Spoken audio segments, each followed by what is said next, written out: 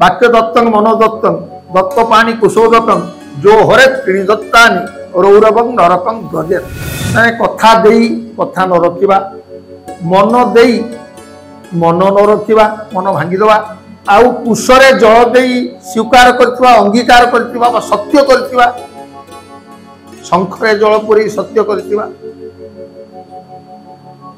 जो हरे त्रिदत्तानि जो तीनटा कथा को जे हुड़ी जाए ए रौरव नरक रे पड़े। जय जगन्नाथ नमस्कार। जीवन आमर दायित्व आमर कार्यक्रम रे आमे आज एक स्वतंत्र कथा को आपण मान पाखरे पहुंचाइबार प्रचेष्टा करिबु। आम पाखरे वेद शास्त्र पुराण उपनिषद अनेक कथा उपलब्ध अछि जो कथा को आम जीवन रे आमे काम रे लगैले गोटे शृंखलित जीवन गोटे संस्कारित जीवन एवं जीवन शैली को सुंदर करिवार मार्ग आमको से मिल जाव। ये सब विषय आलोचना करने आज मो सहित अच्छा जड़े वरिष्ठ जगन्नाथ संस्कृतिर प्रचार प्रसारक हरिकथामृतर प्रचार प्रसारक पंडित दयानिधि पत्री महोदय आमे गीतार महत्व गीतार तत्व एवं विभिन्न शास्त्र पुराण कथा सहित आलोचना करवा। जीवन आमर दायित्व आमर कार्यक्रम आम सहित अच्छा वरिष्ठ प्रवचक जगन्नाथ संस्कृतिर प्रचार प्रसारक दयानिधि पत्री महोदय स्वागत करते आमर कार्यक्रम को। जय जगन्नाथ। जय जगन्नाथ। हरि ओम तत्सत। जीवन आमर दायित्व आमर जन्म हेले जेतेबेले मातृगर्भरु भूमिष्ठ हेले भूलीगले आम दायित्व सप्तम मासरु आरंभ करी मातृगर्भरे नवम मास पर्यंत भूमिष्ठ हवा पर्यंत जी स्वयं आमको तैयारी करचंती तांको आमे भूली गले। सामवेदर कथा अनुसार नतं विदाथ जयमा जनान अन्य दुष्माकं अंतरं बभूव। समस्तक भितरे जे अछंती आम भितरे जे अछंती गर्भस्थ शिशु भितरे जे थिले सी भी गर्भ भूमिष्ठ हला परे भी सी रहिले आमे ताको भूली गले काहेकि ना आमको गोटे स्वतंत्र स्वतंत्र माया घारिला जहाँ पृथ्वीर माया। तेणु दायित्व बोधरु जीवन दर्शन रु आमे ओहरी गले एवं बाट बणा हेई गले। आकाशं पतितं त्वयं यथा गच्छति सागरे सर्वदेव नमस्कारं केशवं प्रति गच्छति।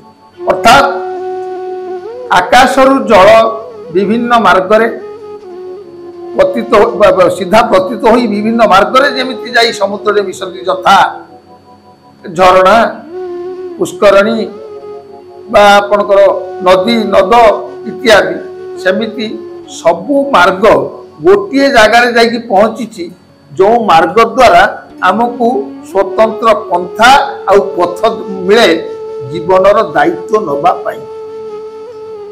संस्कृति वेद पुराण उपनिषद महापुराण को आरंभ करिक साहित्य पर्यंत और इतिहास पर्यंत सबुर तत्वभित्तिक आलोचना करी करी करी करी करी गोटे स्वतंत्र भाव में विशाल समुद्र राशि भितर आहरण करने पहरिबा आमको सेते सुविधा सुजोग समय आदौ मिलबार संभावना नहीं संपूर्ण जीवन यात्रा भितर सेतिपाई गोटे स्वतंत्र विधान बा आमको दिया जाइछि जहाँ स्वयं पद्मनाभस्य मुख पद्मात् विनिश्रुता सी हूँ श्रीमद भगवत गीता। तो श्रीमद भगवत गीता भितर सामग्रिक भाव पुराण इतिहास वेद उपनिषद ग्रंथ मानकर बिंदुरे सिंधु संधानार भूमिका रही ताकू जदि आमे तार भितर से जो गीता राशि बा गीता समुद्र जलराशि जदि आमे अवगाहन करूँ ताले जीवन यात्रा पाई ए जीवन को स्वतंत्रता बजाय करने बा समाज को गोटे स्वतंत्र स्वतंत्र संतुलन भितर गति करवा निज सहित देश सहित दश सहित गोटे स्वतंत्र खोराक आम जोगेबा जदि श्रीमद भगवत गीता अवलंबन करती କୁହାଯାଏ ରୁଚୁ ନ ରୁଚୁ ଖା ପିତା, ବୁଝୁ ନ ବୁଝୁ ପଢ ଗୀତା। ଗୀତାର ତତ୍ତ୍ୱକୁ ଯଦି ବୁଝିବାର ପ୍ରଚେଷ୍ଟା କରିବା ଏବଂ ଗୀତା ଉପଦେଶକୁ ଯଦି କାମରେ ଲଗେଇବା, ଜୀବନଟା କେତେ ସୁନ୍ଦର ହେଇଯିବ। ଆମେ ଆଲୋଚନା କରିବା। ଆମ ସହିତ ଅଛନ୍ତି ଦୟାନିଧି ପତ୍ନୀ ମହୋଦୟ। ଆମର ଏହି ଆଲୋଚନା ଭିତରେ ଆମର ଶ୍ରୀମଦ୍ ଭଗବତ ଗୀତାକୁ କ୍ଷମତା ଅନୁସାରେ ମନ୍ଥନ କରିବା ନିମନ୍ତେ ଆମେ ଆଜି ଯେଉଁ ପ୍ରୟାସ ଜାରି ରଖିଛୁ, ଜୀବନ ଆମର, ଦାୟିତ୍ୱ ଆମର, ଏହି ପରିପନ୍ଥୀରେ ବିଶ୍ୱାସ ରଖୁଥିବା ଏବଂ ତାକୁ ସୁଚାରୁ ଭାବରେ ପରିଚାଳନା କରିବା ନିମନ୍ତେ ପ୍ରଚେଷ୍ଟା ଜାରି ରଖିଥିବା ଶ୍ରୀଯୁକ୍ତ ବିନୋଦ ବାବୁ ମହୋଦୟ, ଆପଣଙ୍କର ଜିଜ୍ଞାସା ଏକ ସ୍ୱତନ୍ତ୍ରତା ବହନ କରେ ଏ କ୍ଷେତ୍ରରେ। କାରଣ ଆର୍ଥ ଜିଜ୍ଞାସୁ ଅର୍ଥାର୍ଥୀ ଜ୍ଞାନୀଞ୍ଚ ଭରତର୍ଷଭ। ଆପଣ ମଧ୍ୟ ଜଣେ ବିଦ୍ୱାନ ଜ୍ଞାନୀ ବୋଲି ଶ୍ରୀମଦ୍ ଭଗବତ ଗୀତା କହିଛନ୍ତି। ଭଗବାନ ଶ୍ରୀକୃଷ୍ଣ ସ୍ୱୟଂ କହିଛନ୍ତି, ଆରେ ହେ ଅର୍ଜୁନ, ମୋର ଭକ୍ତ ଯେତେ ଅଛନ୍ତି ତାଙ୍କ ଭିତରେ ଚାରିଟି ଭକ୍ତ ଶ୍ରେଷ୍ଠ। କିଏ କିଏ? ନା ଆର୍ତ, ଯୋଉମାନେ ଅତି ବିପଦରେ ପଡ଼ି କାତର ପ୍ରାର୍ଥନା କରନ୍ତି ମୋତେ ହରିଣ ପ୍ରଭୃତି, ହରିଣୀ ଗଜ ପ୍ରଭୃତି। ଆଉ ଅର୍ଥାର୍ଥୀ, ଆବଶ୍ୟକ ସ୍ଥଳେ ଅତି ଗରିବ ଲୋକ ସୁଦାମା ପ୍ରଭୃତି। ଆଉ ଜ୍ଞାନୀ, ଯେଉଁମାନେ ଜ୍ଞାନ ଆହରଣ ପାଇଁ ବିଭିନ୍ନ ବେଦ ବେଦାନ୍ତ ଉପନିଷଦ ଅଧ୍ୟୟନ କରନ୍ତି। ଆଉ ଜଣେ ଭକ୍ତ ଅଛନ୍ତି, ସେ ହେଉଛନ୍ତି ଜିଜ୍ଞାସୁ, ଯାହାଙ୍କର ଜାଣିବାର ଇଚ୍ଛା ପ୍ରବଳ। ସେ ମଧ୍ୟ ଜଣେ ଭକ୍ତ ଏବଂ ସମୟକ୍ରମେ এই জিজ্ঞাসু জিজ্ঞাসা করু করু সে মো সহিত কেতেবেলে মিশি যাଆନ୍ତି না সে জানিপারନ୍ତି না ମୁଁ ଜାଣିପାରେ। ସେଥିପାଇଁ ସେଦିନ ଯାଇଥିଲେ ନାରଦ ମର୍ତ୍ତ୍ୟ ଭ୍ରମଣ କରିବାକୁ। ଜଣେ କର୍ମୀ, କର୍ମଯୋଗୀ ବା ସଂସାର ଭିତରେ ଘର କରି ସ୍ୱାମୀ ସ୍ତ୍ରୀ ପୁତ୍ରଙ୍କୁ ନେଇ ବାସ କରୁଥିବା ଜଣେ ଭକ୍ତ, ସେ ଗୋଟେ ଗଛ ମୂଳରେ ବସି ପ୍ରାର୍ଥନା କରୁଥିଲା। ନାରଦ ମହର୍ଷିଙ୍କୁ ଦେଖିଲା ପରେ ଚିହ୍ନି ନେଲା। ଚିହ୍ନିକି ପଚାରିଲା, ଏ ମହର୍ଷି, ଆପଣ ବୋଧହୁଏ ଆସିଲେ ଭଗବାନଙ୍କ ପାଖରୁ, କାରଣ ଆପଣ ତ ଶ୍ରୀ ବୈକୁଣ୍ଠ ଭାବରେ ନ ପହଞ୍ଚି କେତେବେଳେ ମର୍ତ୍ତ୍ୟକୁ ଆସନ୍ତିନି ବା କୁଆଡ଼େ ଯାଆନ୍ତିନି, ପ୍ରଥମେ ଆପଣଙ୍କର ଦର୍ଶନ ପ୍ରଭୁଙ୍କୁ। ନା ହଁ ମୁଁ ଆସିଲି, କ'ଣ କଥା? ନା ଫେରିଲା ବେଳେ ଟିକେ ପଚାରିବେ ତି ମୋର କେତେବେଳେ ଭଗବାନ ମୋତେ ଦର୍ଶନ ଦେବେ। ହଉ ପଚାର। ନାରଦ ଫେରିଲେ, ଭଗବାନଙ୍କୁ ପଚାରିଲେ, ପ୍ରଭୁ ଗୋଟେ କଥା ଦେଖି ଆଇଲି, ଜଣେ ଲୋକ ଗୋଟେ ତେନ୍ତୁଳି ଗଛ ମୂଳରେ ବସିକି ଆପଣଙ୍କୁ ଜପୁଛି, ଆପଣଙ୍କ ନାଁ ନେଉଛି, ତାକୁ କେତେବେଳେ ଦର୍ଶନ ଦେବେ ଟିକେ କହିଦିଅନ୍ତନି, ମୁଁ ତାକୁ ଯାଇକି ଖବର ଦିଅନ୍ତି। ତାକୁ କହିବ, ସେ ତେନ୍ତୁଳି ଗଛର ଯେତେ ପତ୍ର, ସେ ପତ୍ର ହିସାବ ଅନୁସାରେ ସେତିକି ବର୍ଷ ପରେ ମୁଁ ଯାଇକି ତାକୁ ଦର୍ଶନ ଦେବି। ନାରଦ ଆସିଲେ, ବାର୍ତ୍ତା ହୁଡ଼ା ହୁଅନ୍ତିନି ନା, ତ ସହଜେ ବ୍ରହ୍ମର୍ଷି ମଣିଷ କେହି ବାର୍ତ୍ତା ହୁଡ଼ା ହବା ଉଚିତ ନୁହେଁ। ବାକ୍ୟ ଦତ୍ତଂ ମନୋଦତ୍ତଂ ଦତ୍ତ ପାଣି କୁଶୋଦକଂ ଯୋ ହରେ ତ୍ରିଣି ଦତ୍ତାନି ରୌରବଂ ନରକଂ ବ୍ରଜେତ୍।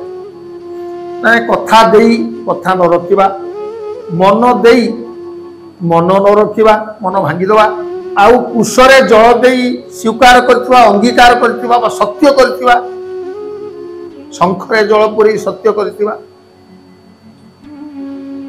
ଜୋହରେ ତିନି ଦତ୍ତାନି, ଏଇ ଯୋଉ ତିନିଟା କଥାକୁ ଯିଏ ହୁଡ଼ି ଯାଏ ସେ ରୌରବ ନରକରେ ପଡ଼େ। ଯମଦଣ୍ଡ ତାକୁ ଭୋଗ ହୁଏ, ଯେତେ ଧର୍ମ ଥିଲେ ବି ଏଇ ପାପ ତ୍ରିଯୁକ୍ତ ହେଇଯାଏ। ତେଣୁ ନାରଦ ସେ କଥା ଚିନ୍ତା କରିକି ପୁଣି ଆସିବାକୁ ପଡ଼ିଲା ମର୍ତ୍ତ୍ୟକୁ। ତାକୁ ଆସିଲେ ଏବଂ ତାକୁ କହିଲେ ଯେ ବୁଝିଲ, ମୁଁ ତମ କଥା ଭଗବାନଙ୍କୁ ପଚାରିଲି, ସେ କହିଲେ ତେନ୍ତୁଳି ଗଛର ଯେତେ ପତ୍ର ଅଛି ସେହି ସଂଖ୍ୟାର ବର୍ଷ ପରେ ସେ ତମକୁ ଦର୍ଶନ ଦେବେ। ସେ ଲୋକଟି ekଥା ଶୁଣିଲା ପରେ ଏତେ ଭାବ ବିହଳିତ ହେଇ ପ୍ରେମ ଗଦ୍ଗଦ ହେଇଗଲା। ଦର୍ଶନ ଦେବେ ଯେତେ ହୁଏ ତେନ୍ତୁଳି ଗଛ ପରି 10ଟା ତେନ୍ତୁଳି ଗଛର ପତ୍ରର ସମୟ ମଧ୍ୟ ସେ ନିଅନ୍ତୁ, ଦର୍ଶନ ଦେବେ। ଏଇ ବିଶ୍ୱାସ, ଏଇ ଭାବ, ଏଇ ଯୋଉ ଶ୍ରଦ୍ଧା, ଏଇ ଯୋଉ ଆନ୍ତରିକତା, ଭଲ ପାଇବାର ଯୋଉ ଚରମ ପରିଣତି ତାଙ୍କର ହେଲା, ସେ ବ୍ୟକ୍ତିଙ୍କର ଭଗବାନ ଦର୍ଶନ ଦେବେ, ଭଗବାନ ଦର୍ଶନ ଦେବେ, ଭଗବାନ ଦର୍ଶନ ଦେବେ କହି କହି କହି କହି କହି ସେ ବିହଳିତ ହେଇଗଲେ, ପାଗଳ ହେଇଗଲେ। ଏବଂ ନାରଦ ସେଇଠି ଅଛନ୍ତି, ଈଶ୍ୱର ଆସିକି ପହଞ୍ଚିଲେ, ନାରାୟଣ ଆସିକି ପହଞ୍ଚିଲେ। ନାରଦ ପଚାରିଲେ, ପ୍ରଭୁ ଆପଣ ମତେ କହିଥିଲେ ଏ କଥା, ଆପଣ ଆପଣଙ୍କ କଥା ବି ହୁଡ଼ିଗଲେ? ନାଇଁ ନାଇଁ, ମୁଁ ମୋ କଥା ହୁଡ଼ି ନାହିଁ। ଯେତେବେଳେ ମଣିଷର ଜିଜ୍ଞାସାଟା ସତ୍ୟରେ ପରିଣତ ହେଇଯାଏ, ଯେତେବେଳେ ମଣିଷର ଉଦ୍ବେଗଟା କାର୍ଯ୍ୟରେ ପରିଣତ ହେଇଯାଏ, ବାସ୍ତବ କାର୍ଯ୍ୟରେ ଉତ୍ସାହଟା ଯେତେବେଳେ ଶତଗୁଣିତ ସହସ୍ର ଗୁଣିତ ହେଇଯାଏ, ସେତେବେଳେ ମୁଁ ତା ହେଇଠି ପ୍ରକାଶ ପାଇଯାଏ। ଆବଶ୍ୟକ ମାନେ ମୋର ଅଗୋଚରରେ ତାହା ହିଁ ଆଜି ହେଇଛି। ଜିଜ୍ଞାସୁ ଭକ୍ତଙ୍କର, ଯାହାର ଜିଜ୍ଞାସା ଥିବ, ଜାଣିବାର ଇଚ୍ଛା ଥିବ, ପ୍ରଯତ୍ନ ଥିବ, ପ୍ରଚେଷ୍ଟା ଥିବ, ତାଙ୍କ ଅଗୋଚରରେ ମୁଁ ତାଙ୍କ ନିକଟରେ ପହଞ୍ଚିଯାଏ, ଯାହା ବିନୋଦ ବାବୁଙ୍କ କ୍ଷେତ୍ରରେ ଘଟିଛି ଏବଂ ଘଟିବ ବି ମଧ୍ୟ। କାରଣ ତାଙ୍କର ଏଇ ଯେଉଁ ଜୀବନକୁ ସୁଶୃଙ୍ଖଳିତ କରିବା ପାଇଁ ଦାୟିତ୍ୱବୋଧ ଭିତରେ, ଦାୟିତ୍ୱବାନ ଭିତରେ ସମ୍ପାଦନ କରିବା ପାଇଁ ପ୍ରଚେଷ୍ଟା, ସେଥିପାଇଁ ସେ ଯେଉଁ ତାଙ୍କର ଯେଉଁ ଜାଣିବାର ଇଚ୍ଛା, ପ୍ରୟାସ, ତାକୁ ଧନ୍ୟବାଦ ଦେବା ସମସ୍ତଙ୍କ ଆଗରେ ବା ସମସ୍ତଙ୍କର ସ୍ୱୀକାର୍ଯ୍ୟ। ଯାହା ହଉ, ସେଇ ବାଟରେ ସେ ଯେଉଁ ପ୍ରଶ୍ନ କରିଥିଲେ, ଏଇ ଜୀବନ, ଆମ ଜୀବନକୁ ସରଳ ଏବଂ ସ୍ୱଭାବଲମ୍ବୀ କରିବା ପାଇଁ ଯେଉଁ ଆମର ଆବଶ୍ୟକତା ଅଛି, ତା କୋଉଠି କେମିତି ହବ, ଦାୟିତ୍ୱଟା କେମିତି ନେବା, ସେ ଦାୟିତ୍ୱ ପାଇଁ ଆମର ପ୍ରକୃତ ପଥ କ'ଣ, ପନ୍ଥା କ'ଣ? ଦାୟିତ୍ୱ ପାଇଁ ଆମର ପଥ କ'ଣ, କୋଉ ପଥରେ ଗଲେ ଆମେ ଦାୟିତ୍ୱକୁ ଠିକ ଭାବରେ ନିର୍ବାହ କରିପାରିବା ଏବଂ ସେ ଦାୟିତ୍ୱ ବୋଧତାକୁ ବୁଝିଗଲା ପରେ ଗୋଟେ ସୁନ୍ଦର ସୃଷ୍ଟିର ଆମେ ପରିକଳ୍ପନା କରିପାରିବା, ଏ ବିଷୟରେ ଆମେ ସ୍ୱତନ୍ତ୍ର ଭାବରେ କଥା ହେବା ପଣ୍ଡିତ ଦୟାନିଧି ପତ୍ରୀଙ୍କ ସହିତ। ସ୍ୱତନ୍ତ୍ର ଅଧ୍ୟାୟରେ ଆମ ସହିତ ଅଛନ୍ତି ପଣ୍ଡିତ ଦୟାନିଧି ପତ୍ରୀ ମହୋଦୟ, ଯାହାଙ୍କର କଥା ଏବଂ ଗୀତୋପଦେଶ ନିଶ୍ଚିତ ଭାବରେ ଆପଣଙ୍କ ଜୀବନରେ କାମରେ ଲାଗିବ। ମୋତେ କିଛି ଶିଖିବାକୁ ମିଳିବ, ଆପଣ ମଧ୍ୟ କିଛି ଶିଖିବେ, ତାକୁ କାମରେ ଲଗେଇବେ, ଏହି ଆଶା ଆମ ସମସ୍ତଙ୍କର ଅଛି।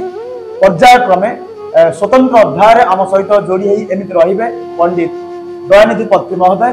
ଆଜିର କଥାବସ୍ତୁ ନିଶ୍ଚିତ ଆପଣମାନଙ୍କୁ ଭଲ ଲାଗିଥିବ, ଆପଣମାନଙ୍କ ହୃଦୟକୁ ଛୁଇଁଥିବ ବୋଲି ଆମର ଆଶା ଓ ବିଶ୍ୱାସ।